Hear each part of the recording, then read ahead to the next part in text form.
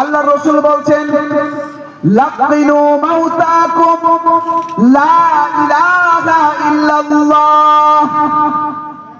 হে মানুষ শোনো শোনো, তুমি তোমার মৃত্যু ব্যক্তি যে মরবে তার সামনে গিয়ে তাকে তুমি উৎসাহিত করো। লাকিনু মাউতাকুম, কিসের? লা ইলাহা ইল্লাল্লাহ, লা ইলাহা ইল্লাল্লাহ বলানোর।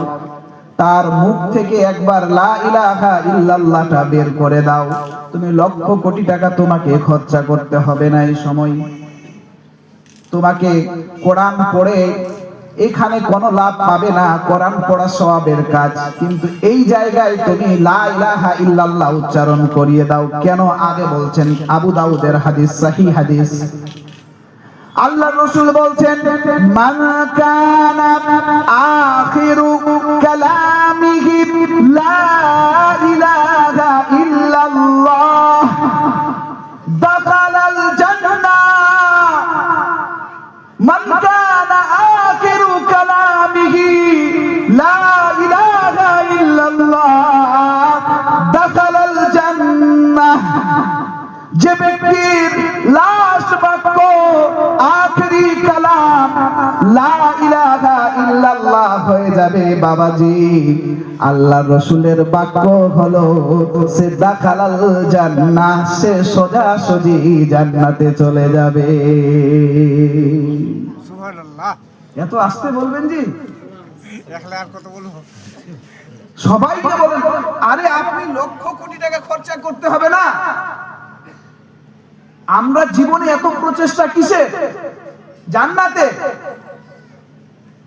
আর আল্লাহ রাসূল বলছেন যে ব্যক্তির লাস্ট বাক্য হবে লা ইলাহা ইল্লাল্লাহ, সে সোজাসুজি জান্নাতে যাবে। ইয়াকিনের সাথে হতে হবে, লা ইলাহা ইল্লাল্লাহর অর্থ বুঝে হতে হবে। এই জায়গায় লা ইলাহা ইল্লাল্লাহ তওবার কাজ করবে। বুঝতে পারলেন? এখন কথা হলো আপনি লা ইলাহা ইল্লাল্লাহ বুঝবেন তাহলে তো, যে লা ইলাহা ইল্লাল্লাহ পড়বো তো কি কি শর্ত, আমাকে কি কি মনে করতে হবে, এটি তো ফজিলত শুনলাম। আচ্ছা বলেন এবার আপনি লা ইলাহা ইল্লাল্লাহ পড়ে আমরা সাধারণত কি বুঝি বলেন তো দেখি? ইয়াকিনের সাথে পাঠ করতে হবে। হ্যাঁ, না লা ইলাহা ইল্লাল্লাহ পড়লে আমরা কি ভাবি? যে লা ইলাহা ইল্লাল্লাহ পড়ার মানে হলো যে আল্লাহ আছে, এটাই ভাবি না? আল্লাহ মালিক, আল্লাহ খালিক, আল্লাহ আছে, এটাই বুঝি বাস। আমি যদি বলি, আপনি যদি এটাই ভাবেন যে লা ইলাহা ইল্লাল্লাহ পড়ার মানে হলো আল্লাহ আছে, আল্লাহ মালিক, আল্লাহ খালিক, আল্লাহর উপর বিশ্বাস করলাম, এটা যথেষ্ট নয়। আপনি আশ্চর্য হতে পারেন। একটু এখান থেকে মাইন্ডটা ঘুরাবেন, আপনি আশ্চর্য হবেন যে লা ইলাহা ইল্লাল্লাহর মানুষ শুধু এই নয় যে আল্লাহ আছে। আর এটা যদি শুধু মনে করছেন তো আপনি পাক্কা সাচ্চা মুসলমান হতে পারেন না। লা ইলাহা মানে হচ্ছে আল্লাহ এক। হ্যাঁ, আসেন এবার দেখাচ্ছি। আমাদের মধ্যে মনে করে আমরা আল্লাহ এক বলি। দেখেন, এটা বলার পরে মক্কার লোকেরা যারা ছিল, মুশরিকরা, তারাও আল্লাহকে কতটি মানত দেখবেন, তারপরে তাদেরকে লা ইলাহা ইল্লাল্লাহ পড়তে হয়েছে। দেখেন, আচ্ছা আমাদের আপনার, আমি এটা প্রশ্ন করি, আমাদের কে সৃষ্টি করেছেন? এক বাক্যে উত্তর দেন। আল্লাহ। আল্লাহ, এটা আমাদের উত্তর। এবার চলেন আল্লাহর কোরআনের মাধ্যম দিয়ে সেই মক্কার মুশরিকদের জিজ্ঞেস করি। 43 নম্বর সূরা, সূরা যুখরুফের মধ্যে আল্লাহ পাক রব্বুল আলামিন বলছেন ওয়ালা ইন সাআলতাহুম মান খালাকাহুম লা ইয়াকুলুন্নাল্লাহ ফাআন্না ইউফাকুন। আল্লাহ পাক রব্বুল আলামিন নবীকে বলছেন, রাসূলকে বলছেন, আপনি যদি জিজ্ঞেস করেন এদেরকে,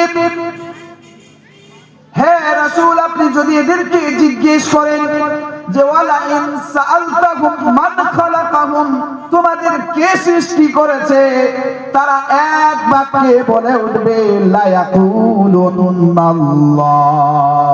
কে আবার কে আবার কে আবার আল্লাহ ছাড়া আর কে হতে পারে? আল্লাহ আল্লাহ আল্লাহ। এটা কাদের উত্তর? মক্কার কাফিরদের। লক্ষ্য রাখেন আমার উত্তর আর ওদের উত্তরে, এটার জন্য বলছি। এবার বলেন, আচ্ছা যদি আপনাকে আমি জিজ্ঞেস করি যে এই আসমান জমিন কে সৃষ্টি করেছেন, চন্দ্র সূর্য কে নিয়ন্ত্রণ করেছেন? আল্লাহ। আল্লাহ।